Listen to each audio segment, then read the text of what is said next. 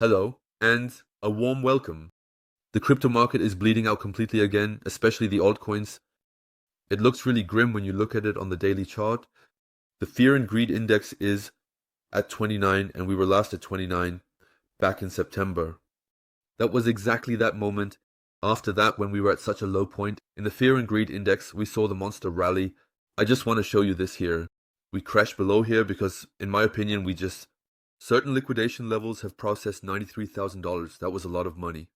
But also at 90,000, 91,000, and now even at 88,000, we've picked up a lot of money again, liquidating many longs.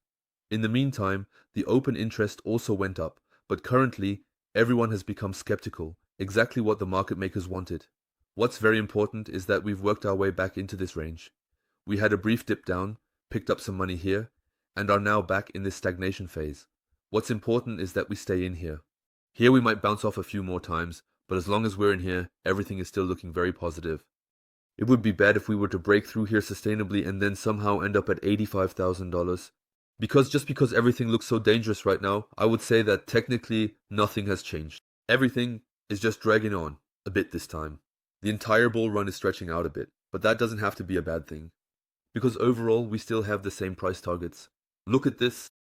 In our opinion, we are now in corrective phase 4, and maybe we've already worked through that, but theoretically, technically speaking, it might need to go a bit lower. It could really be that this is already it.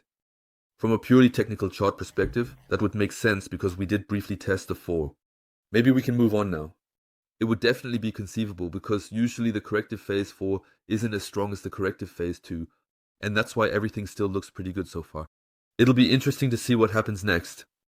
Because if this was really the 4, we're targeting the $122,000 mark next, and it could easily go up to $140,000. It will be very interesting when we work through it like this. For some, those are very optimistic price targets. For us, those are the minimum price targets for the local top. When we saw that these 1, 2, 3, 4, that was initially the local top, this here is also not our bull run top yet. But after that, we will first see a larger correction. That's why, friends, everything is still intact from a technical chart perspective. So far, it still looks good. We've worked through certain zones here. Personally, I'm not worried about this. That's part of it, the mark.